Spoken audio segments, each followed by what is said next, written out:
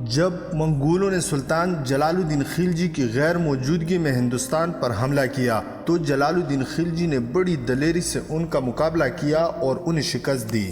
ایسے میں Hulagu Khan کے ایک عزیز سالار نے سلطان جلال الدین خلجی سے اپنی غلطی کی معافی مانگی اور اسے احتراماً اپنا باپ قرار دیا۔ سلطان جلال الدین خلجی نے کھلے دل سے انہیں معاف کیا اور بحفاظت انہیں جانے کی اجازت دی۔ دونوں کے درمیان تحائف کا تبادلہ ہوا۔ تب منگولوں کے وفد کا سرکردہ ایک بار پھر سلطان جلال الدین خلجی کو مخاطب کر کے کہنے لگا، سلطان محترم، ہمارا ایک مسئلہ تو حل ہوا۔ ہمارے اور آپ کے لشکر کے درمیان صلح ہو گئی ہے اور اس صلح کے نتیجے میں ہمارا لشکر آج ہی اپنے علاقوں کی طرف کوچ کر جائے گا۔ اب ہمارے لیے ایک دوسرا مسئلہ اٹھ کھڑا ہوا ہے۔ اس موقع پر سلطان جلال الدین خلجی نے حیرت سے اس کی طرف دیکھا، پھر پوچھا، کیسا مسئلہ؟ جواب میں منگول کہنے لگا، دراصل ہندوستان میں داخل ہونے کے بعد ہمارے لشکر میں سے کافی لوگوں نے مسلمانوں کے رہن سہن، ان کی تعلیم، ان کے اخلاق اور کردار سے متاثر ہو کر اسلام قبول کر لیا ہے۔ اب وہ واپس اپنی سرزمینوں کو نہیں جانا چاہتے۔ ان کی یہ خواہش ہے کہ انہیں ہندوستان میں مسلمانوں کی حیثیت سے رہائش اختیار کرنے کی اجازت دے دی جائے۔ اس انکشاف پر سلطان جلال الدین خوش ہوا اور کہنے لگا، یہ اسلام قبول کرنے والے کون کون ہیں؟ وہ منگول پھر بول اٹھا، ہمارے لشکر میں سے کافی لوگوں نے اسلام قبول کر لیا ہے اور ان میں سے سب سے سرکردہ ایک شخص الغو خان ہے اور یہ ہمارے خاقان چنگیز خان کا نواسہ ہے۔ اس منگول کے اس انکشاف پر سلطان جلال الدین خلجی کچھ دیر خاموش رہ کر سوچتا رہا، پھر آنے والے ان منگولوں کو مخاطب کر کے کہنے لگا، تم واپس جاؤ، اپنے سالار سے جا کر میرا یہ پیغام دینا کہ اگر وہ مجھے باپ کی طرح سمجھتا ہے تو اس کی حیثیت میرے ہاں بیٹی کی سی ہے۔ جو تحائف میں نے تمہیں دیے ہیں یہ اس کے حوالے کرو اور اس سے یہ بھی کہو کہ اگر وہ امن چاہتا ہے تو یہاں سے چلا جائے اور اس کے لشکر میں سے جن لوگوں نے اسلام قبول کر لیا ہے انہیں میری طرف بھیجو تاکہ میں ان کا جائزہ لوں، پھر ان سے متعلق کوئی فیصلہ کروں۔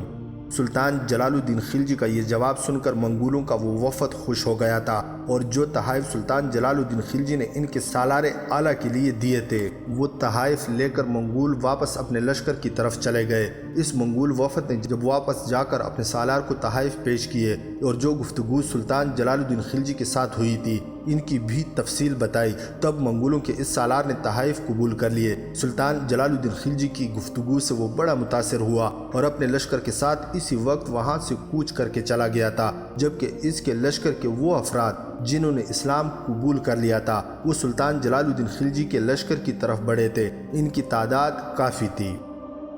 وہ سب سلطان جلال الدین خلجی اور اس کے امراء کے سامنے آن کھڑے ہوئے۔ تب کچھ دیر تک سلطان جلال الدین خلجی ان سب کا جائزہ لیتا رہا، پھر انہیں مخاطب کر کے کہنے لگا، مجھے بتایا گیا ہے کہ تم لوگوں نے اسلام قبول کر لیا ہے اور تم واپس اپنی سرزمینوں پر جانے کے بجائے ہندوستان میں آباد ہونا چاہتے ہو۔ سلطان جلال الدین خلجی کے اس سوال پر ان منگولوں میں سے ان کا جو سرکردہ تھا اور جو خوب قد کاٹ اور کڑے مضبوط جسم کا مالک تھا، سلطان جلال الدین خلجی کو مخاطب کر کے کہنے لگا، سلطان محترم، آپ کا کہنا درست ہے، ہم خلوص دل کے ساتھ اسلام قبول کر چکے ہیں اور یہیں آپ کی مملکت میں آباد ہونے کی خواہش رکھتے ہیں۔ اس کے جواب سے سلطان جلال الدین خلجی خوش ہوا، پھر دوبارہ اس سے مخاطب کیا، تم لوگوں میں سے الغو خان کون ہے جس کے متعلق مجھے بتایا گیا ہے کہ وہ چنگیز خان کا نواسہ ہے؟ جس شخص نے سلطان جلال الدین خلجی سے گفتگو کی تھی وہ دوبارہ بولا اور کہنے لگا، میں ہی چنگیز خان کا نواسہ الغو خان ہوں۔ سلطان جلال الدین خلجی اس کی طرف بڑھا، اس کے سامنے آ کر کچھ دیر اس کا جائزہ لیا، ہاتھ آگے بڑھا کر پرجوش انداز میں اس سے مصافحہ کیا، پھر اس سے مخاطب کر کے کہنے لگا، اگر تم لوگ خلوصی دل کے ساتھ دائرہ اسلام میں داخل ہو چکے ہو تو پھر میں تم سب لوگوں کو اپنی سرزمینوں پر خوش آمدید کہتا ہوں۔ میں تمہیں یہاں آباد کرنے کا بہترین اہتمام کروں گا، تمہاری رہائش، تمہاری ضروریات کا ایسا عمدہ انتظام کروں گا کہ تم خوش ہو جاؤ گے اور تمہیں میری طرف سے کسی بھی قسم کی شکایت نہیں رہے گی۔ سلطان جلال الدین خلجی کے ان الفاظ نے دائرہ اسلام میں داخل ہونے والے ان منگولوں کو خوش کر دیا تھا۔ سلطان جلال الدین خلجی کو چنگیز خان کے نواسے الغو خان کی شخصیت بھی پسند آئی تھی لہٰذا اسلام لانے والے منگولوں کو خوش کرنے کے لیے سلطان نے اس سے رشتہ جوڑنے کا فیصلہ کر لیا۔ سلطان نے اپنی 2 بیٹیاں اپنے دونوں بھتیجوں علاؤ الدین خلجی اور الماس بیگ کو بیعہ دی تھی۔ اب اس کی تیسری بیٹی رہتی تھی اور اس کا نکاح اس نے چنگیز خان کے نواسے الغو خان کے ساتھ پڑھا دیا تھا۔ سلطان جلال الدین خلجی کی بیٹی چونکہ اس وقت لشکر میں شامل تھی، لہٰذا نکاح کے بعد وہی دعوت کا اہتمام کیا گیا۔ اس کے بعد شمال کی طرف سے حملہ آوروں کی یلغار کو روکنے کے لیے سلطان جلال الدین نے یہ فیصلہ کیا کہ اس کا بیٹا ارکلی خان ایک لشکر کے ساتھ مستقل طور پر ملتان میں قیام کرے گا تاکہ شمال مغرب کی طرف سے اگر کوئی حملہ آور ہو تو بروقت اس سے روکا جا سکے۔ الغو خان سے چونکہ سلطان جلال الدین خلجی نے اپنی بیٹی بیعہ دی تھی اور اب الغو خان چنگیز خان کا نواسہ کم اور سلطان جلال الدین خلجی کا داماد زیادہ تھا، لہٰذا الغو خان کو بھی سلطان جلال الدین خلجی نے اپنے بیٹے ارکلی خان کے ساتھ ملتان میں رہنے کی اجازت دے دی تھی۔ اس موقع پر الغو خان کے ساتھ جن منگولوں نے اسلام قبول کیا تھا ان سے متعلق مورخین لکھتے ہیں کہ انہوں نے غیاث پور میں قیام کیا جہاں شیخ نظام الدین اولیاء آرام فرماتے تھے۔ منگولوں نے اسی جگہ کو اپنا مستقر قرار دے کر اس مقام کا نام غیاث پور سے مغل پورہ رکھ دیا تھا۔ اس طرح سلطان جلال الدین خلجی نے بڑھاپے میں منگولوں کے بہت بڑے لشکر کو بدترین شکست دی اور ان کے لشکر کے ایک خاصے بڑے حصے کو جس نے اسلام قبول کر لیا تھا اپنی سلطنت میں آباد کر دیا۔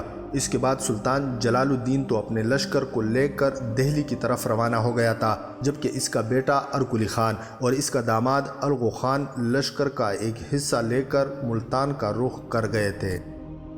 منگولوں کو شکست دینے اپنے بیٹے اور داماد الغو خان کو ملتان کی طرف بھجوانے کے بعد سلطان جلال الدین خلجی نے ایک نئی مہم کی ابتدا کی۔ اپنے لشکر کو لے کر وہ نکلا اور مندو نام کے قلعے پر اس نے حملہ آور ہونے کا فیصلہ کر لیا تھا۔ مندو نام کا وہ قلعہ بھی بڑا مضبوط اور مستحکم تھا۔ وہاں کے حاکموں سے سلطان جلال الدین خلجی کو بے شمار شکایات تھی۔ سلطان کے کہنے پر جب انہوں نے اس کی شکایات کا ازالہ نہ کیا تب سلطان جلال الدین خلجی نے مندو پر حملہ آور ہو کر اسے اپنی سلطنت میں شامل کرنے کا تہیہ کر لیا تھا۔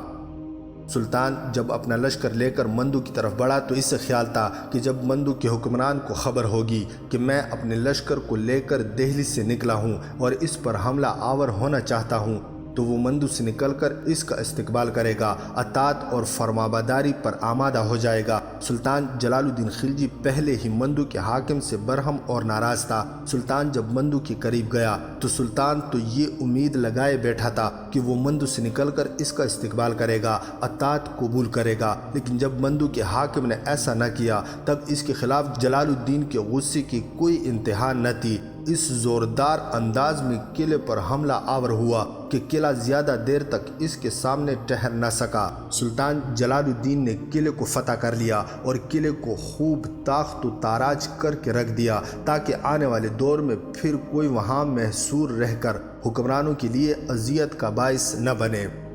جن دنوں سلطان جلال الدین خلجی مندو نام کے قلعے پر حملہ آور ہونے کے لیے نکلا تھا انہی دنوں اس کا بھتیجا علاؤ الدین خلجی جو سلطان جلال الدین خلجی کی طرف سے کڑہ کا حاکم تھا اس نے بھی ایک مہم کی ابتدا کی۔ وہ کڑہ سے ایک لشکر لے کر نکلا اور بھیلسا کا رخ کیا۔ یہ مقام بھوپال کے نواح میں ہوا کرتا تھا۔ علاؤ الدین خلجی اس زوردار انداز میں بھیلسا پر حملہ آور ہوا کہ بھیلسا کے حکمران اپنے پاس خاصا بڑا لشکر رکھنے کے باوجود علاؤ الدین خلجی کے سامنے اپنا دفاع نہ کر سکے۔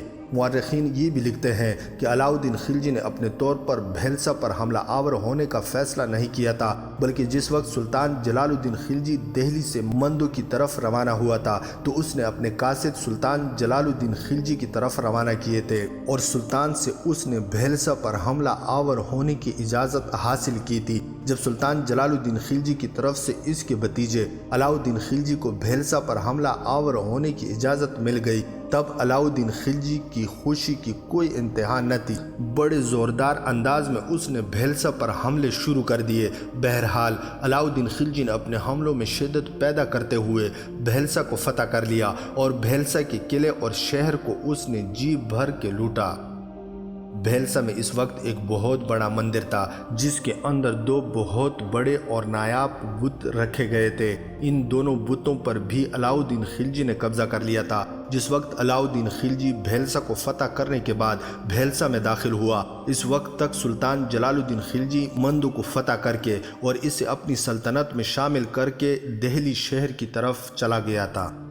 علاؤالدین خلجی نے بھی بھیلسا کو فتح کر کے وہاں سے بہت سا مال غنیمت حاصل کیا۔ بھیلسا کا انتظام اس نے اپنے ایک امیر کے ہاتھ میں دیا اور مال غنیمت اور بھیلسا سے ملنے والے ان 2 نایاب بتوں کو لے کر وہ سلطان جلال الدین خلجی کی خدمت میں حاضر ہونے کے لیے دہلی کی طرف روانہ ہوا تھا۔ دہلی پہنچنے کے بعد علاؤالدین خلجی نے جو 2 بت بھیلسا کے مقام سے حاصل کیے تھے وہ دہلی کے بدایوں دروازے میں توڑ کر شاہراہ پر ڈال دیے تاکہ لوگوں کے پاؤں کے نیچے آ کر پامال ہوں۔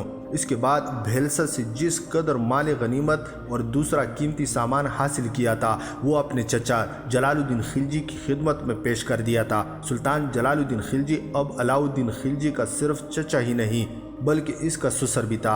علاؤالدین خلجی کی اس خدمت سے جلال الدین خلجی بڑا خوش ہوا۔ اس نے علاؤالدین خلجی کو شاہانہ نوازشوں سے سرفراز کر کے اسے اودھ کے پورے صوبے کا حاکم مقرر کر دیا تھا۔ اس موقع پر جلال الدین خلجی کے بھتیجے علاؤالدین خلجی نے سیاست سے کام لیا۔ اس نے جب دیکھا کہ اس نے جو مال غنیمت اور دوسرا مال و اسباب اپنے چچا جلال الدین خلجی کی خدمت میں پیش کیا ہے اور اس کی وجہ سے وہ اس پر شاہانہ نوازشوں کی بارش کر رہا ہے اور اس کے حال پر اس قدر مہربان ہے، تو اس نے جلال الدین خلجی سے درخواست کی کہ چندر ہری کے آس پاس کے علاقوں میں جہاں بہت سے ہندو راجا ہیں اور جن کے پاس بے شمار دولت ہے، اسے ان پر حملہ آور ہونے کی اجازت دے دی جائے۔ علاؤالدین خلجی نے سلطان جلال الدین خلجی سے یہ بھی کہا کہ جس علاقے کا آپ نے مجھے حاکم مقرر کیا ہے، اگر مجھے اجازت ہو تو اس کی آمدنی میں سے ایک نیا اور بڑا لشکر تیار کروں اور پھر نئے لشکریوں کی تربیت اچھی طرح کر کے پرانے لشکریوں کے ساتھ ایک خاصا بڑا لشکر تیار کر کے آس پاس کے راجاؤں پر حملہ آور ہو کر انہیں شکست دوں اور اپنی سلطنت میں وسعت پیدا کروں۔ اس موقع پر اپنی نرم مزاجی اور سادہ دلی کی وجہ سے سلطان جلال الدین خلجی سے ایک غلطی ہوئی، وہ اپنے بھتیجے علاؤالدین خلجی کی سیاست کو سمجھ نہ سکا۔ علاؤالدین خلجی نے اس سے ایک بہت بڑا لشکر تیار کرنے کی اجازت حاصل کی تھی۔ ایسا کر کے علاؤالدین خلجی اپنی طاقت اور قوت میں خوب اضافہ کر کے ہندوستان کا سلطان بننے کے خواب دیکھ رہا تھا۔ اب جلال الدین خلجی کی مجبوری یہ تھی کہ ایک تو علاؤالدین خلجی اس کا بھتیجا تھا، دوسرے اس کا داماد۔ چنانچہ اس پر اعتماد اور بھروسہ کرتے ہوئے سلطان جلال الدین خلجی نے بغیر سوچے سمجھے علاؤالدین کو اجازت دے دی کہ وہ جس قدر چاہے اپنے علاقوں کی آمدنی سے لشکر تیار کر سکتا ہے۔ یہاں یہ انکشاف بھی قابل ذکر ہوگا کہ علاؤالدین خلجی کی اپنی چچی یعنی جلال الدین خلجی کی بیوی سے نہیں بنتی تھی، دونوں میں چپ کی لش رہتی تھی۔ گو علاؤالدین خلجی ان کا بھتیجا ہونے کے ساتھ ساتھ ان کا داماد بھی تھا، لیکن جلال الدین خلجی کی بیوی علاؤالدین کو اچھا خیال نہیں کرتی تھی۔ اس بنا پر خود علاؤالدین بھی اپنی چچی سے نالا اور وہ دور ہی رہ کر اپنی طاقت اور قوت میں اضافہ کر کے تخت و تاج کا مالک اور وارث بننے کا تہیا کر چکا تھا۔ دوسری طرف جلال الدین خلجی کی بیوی اس کے مزاج پر پوری طرح حاوی تھی اور وہ اس کے مزاج میں اس قدر دخیل تھی کہ علاؤالدین اپنے فائدے کی کوئی بات بادشاہ سے نہیں کر سکتا تھا۔ اسی بنا پر اس نے لشکر بڑھانے کی اجازت حاصل کر کے ایک طرح سے اپنی طاقت اور قوت بڑھا کر تاج و تخت کا مالک بننے کا تہیا کر لیا تھا۔ بھیلسا کی فتح کے بعد جس قدر مال غنیمت علاؤالدین کے ہاتھ لگا تھا وہ سارا جلال الدین خلجی کے حوالے کر دیا۔ جلال الدین خلجی کے حوالے کرنے اور وہاں چند روز قیام کرنے اور اس سے ذاتی لشکر بڑھانے کی اجازت لے کر علاؤالدین خلجی اودھ کی طرف چلا گیا تھا، اس لیے کہ وہ اب اودھ کے پورے صوبے کا حاکم تھا۔ پہلے صرف کڑا اس کی نگرانی میں تھا، اب وہ اس کی نسبت وسیع علاقوں کا حاکم تھا۔ دہلی سے روانہ ہونے کے بعد علاؤالدین خلجی نے سب سے پہلے کڑا شہر کا رخ کیا کڑا پہنچ کر اس نے سب سے پہلے جو کام کیا وہ یہ تھا کہ سابق سلطان غیاث الدین بلبن کے بھتیجے ملک چھجو کے حامی ان دنوں ادھر ادھر مارے پھرتے تھے۔ پہلے وہ ملک چھجو کے ساتھ تھے۔ ملک چھجو کڑا کا حاکم تھا، لہٰذا وہ ان کی خوب دیکھ بھال کرتا تھا۔ اب وہ روزی رزق کی تلاش میں ادھر ادھر مارے پھرنے لگے تو علاؤ الدین نے فیصلہ کیا کہ یہ لوگ خوب جنگجو ہیں، ترک ہیں، لہٰذا ان سب کو اپنے لشکر میں شامل کر کے اپنی طاقت اور قوت میں اضافہ کرے گا۔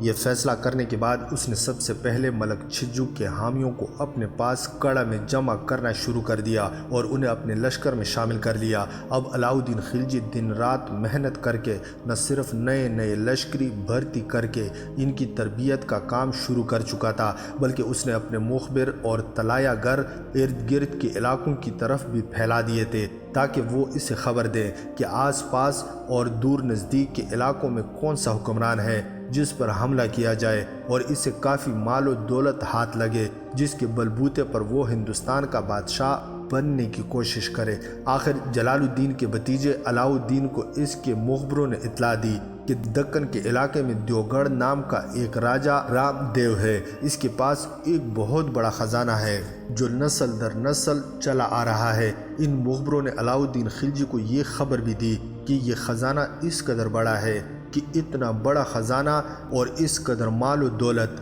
دہلی کے سلطانوں میں سے کسی کے پاس بھی نہیں۔ اپنے مخبروں اور طلایہ گروں سے یہ خبر سننے کے بعد علاؤ الدین خلجی نے یہ تہیہ کر لیا کہ وہ ہر صورت میں دیوگڑھ کے راجہ رام دیو پر حملہ آور ہو کر اس کے پاس جو نسل در نسل صدیوں سے خزانہ چلا آ رہا ہے اس پر قبضہ کرنے کے بعد اس دولت سے اپنے لشکریوں میں مزید اضافہ کرے گا اور پھر اسی دولت کے بل بوتے پر ہندوستان کا سلطان بننے کی کوشش کرے گا۔ ان حالات کے تحت علاؤ الدین خلجی نے اپنے لشکر کا ایک حصہ تو اودھ میں ہی چھوڑا اور 8000 سواروں کا ایک لشکر لے کر دیوگڑھ پر حملہ آور ہونے کے لیے روانہ ہوا۔ دیوگڑھ کی طرف جانے والے راستے انتہائی دشوار گزار اور جنگلوں سے گزرتے تھے۔ مختلف ویرانوں اور جنگلوں سے ہوتا ہوا علاؤ الدین خلجی اپنے لشکر کے ساتھ بڑی تیزی سے آگے بڑھا اور جلد از جلد منزل مقصود تک پہنچ جانا چاہتا تھا۔ مورخین لکھتے ہیں اگرچہ علاؤ الدین کی یہ توقع عقل و فہم و فراست سے بہت دور تھی، لیکن اقبال مندی نے اس کا ساتھ دیا اور قسمت نے اس کے اس مشکل خیال کو بھی ممکن کر دکھایا۔ لگاتار سفر کرتے ہوئے علاؤ الدین خلجی راستے میں 2 روز کے لیے ٹھہرا، وہاں قیام کر کے اپنے لشکریوں کو آرام کرنے اور سستانے کا موقع فراہم کیا۔ اس کے بعد اس نے بڑی تیزی سے دیوگڑھ کی طرف بڑھنا شروع کیا تھا۔ اس موقع پر حیرت اور تعجب کی بات یہ ہے کہ سلطان جلال الدین خلجی کی طرف سے علاؤ الدین کڑا اور دوسرے علاقوں کا حاکم تھا۔ دیوگڑھ کی جس مہم پر نکلا تھا، ایسی مہم پر جانے کے لیے اس پر لازم تھا کہ پہلے سلطان جلال الدین خلجی سے کسی علاقے پر حملہ آور ہونے کی اجازت حاصل کرتا، لیکن علاؤ الدین خلجی پر دیوگڑھ پر حملہ آور ہونے کا بھوت سوار ہو گیا تھا۔ اس کے مخبروں نے جب اطلاع دی کہ دیوگڑھ میں ایک بہت بڑا خزانہ ہے اور راجہ رام دیو کے پاس اس خزانے کے علاوہ بھی بہت سا مال و دولت ہے جو کسی دوسرے راجہ کے پاس نہ ہوگا، لہٰذا علاؤ الدین نے دیوگڑھ کے راجہ رام دیو کی ہر چیز پر قبضہ کرنے کا تہیہ کر لیا تھا اور اپنا یہ مقصد حاصل کرنے کے لیے اس نے جلال الدین خلجی سے دیوگڑھ پر حملہ آور ہونے کے لیے اجازت بھی حاصل نہ کی تھی۔ مورخین لکھتے ہیں کہ علاؤ الدین خلجی کڑا سے نکل کر سارے راستے شکار کھیلتا رہا اور اس عالم میں منزل پر منزل مارتے ہوئے مسافتیں بھی طے کرتا رہا۔ دیکھنے والے کی نگاہیں یہ اندازہ لگا رہی تھی کہ علاؤ الدین خلجی ان دنوں فارغ ہے، لہٰذا دور دراز کے علاقوں میں شکار کرنے کے لیے نکلا ہوا ہے۔ دیوگڑھ کی طرف سے بڑھتے ہوئے راستے میں چھوٹے چھوٹے راجاؤں کی کئی راجدھانیاں پڑتی تھی، لیکن ان میں سے علاؤ الدین خلجی نے کسی پر حملہ آور ہو کر اس سے نقصان نہ پہنچایا۔ آباد علاقوں سے ادھر ادھر ہوتا ہوا جنگلوں ویرانوں سے گزرتا ہوا وہ آگے بڑھتا رہا۔ اس موقع پر اپنے چند خاص سالاروں کے سوا علاؤ الدین خلجی نے یہ تک ظاہر نہ کیا کہ اس کی منزل کیا ہے، کس پر حملہ آور ہونے کے لیے وہ نکلا ہے۔ 2 ماہ کے بعد علاؤ الدین خلجی اپنے لشکر کے ساتھ دفتن دکن کے ایک مشہور شہر ایلچ پور جا پہنچا۔ یہاں پہنچ کر علاؤالدین خلجی نے سیاست سے کام لیا۔ وہاں قیام کر کے اس نے اپنے مخبر اور طلایہ گر ادھر ادھر پھیلا دیے اور یہ مشہور کرا دیا کہ وہ دہلی کے بادشاہ جلال الدین خلجی کی ملازمت چھوڑ کر دکن کے علاقوں کی طرف آ گیا ہے اور اب ان علاقوں میں وہ چاہتا ہے کہ تلنگانہ کے راجہ راج مندری کی خدمت میں حاضر ہو کر اس کی ملازمت اختیار کر لے۔ یہ افواہ پھیلانے سے علاؤالدین کا مقصد یہ تھا کہ کوئی اسے مشکوک نہ سمجھے اور نہ ہی راستے میں اس پر کوئی حملہ آور ہونے کی کوشش کرے۔ ایک طرح سے دکن کے چھوٹے بڑے حکمرانوں کے ذہن میں اس نے یہ بات ڈال دی تھی کہ وہ اپنے چچا جلال الدین خلجی کے خلاف بغاوت اور سرکشی اختیار کرتے ہوئے دکن کا رخ کیے ہوئے ہے اور اب وہ تلنگانہ کے راجہ کی ملازمت اختیار کر کے 8000 کے لشکر جو وہ لے کر آیا ہے اس کے ساتھ یہیں قیام کرے گا۔ یہ افواہ پھیلانے کے بعد علاؤالدین خلجی نے بڑے پرسکون انداز میں ایلچ پور میں قیام کیا۔ یہاں اس نے اپنے لشکریوں اور سالاروں کو سستانے اور آرام کرنے کا خوب موقع فراہم کیا اور اس کے بعد ایک دم ایلچ پور سے کوچ کیا اور بڑی تیزی اور سرعت کے ساتھ وہ دیوگڑھ پہنچ گیا۔ علاؤالدین خلجی کی خوش قسمتی تھی کہ وہ جس وقت دیوگڑھ پہنچا اس وقت دیوگڑھ کا راجہ بذات خود تو دیوگڑھ میں موجود تھا، لیکن اس کی رانی اور بیٹا ایک مندر کی زیارت کے لیے گئے ہوئے تھے اور ان کے ساتھ ایک خاصا بڑا لشکر بھی تھا۔ سلطان جلال الدین خلجی کی زندگی کے مزید تفصیلی واقعات کی قسط نمبر 6 ہماری آنے والی ویڈیو میں ملاحظہ کرنے کے لیے چینل کو سبسکرائب کرنا نہ بھولیے گا۔ اس وقت تک کے لیے فی امان اللہ۔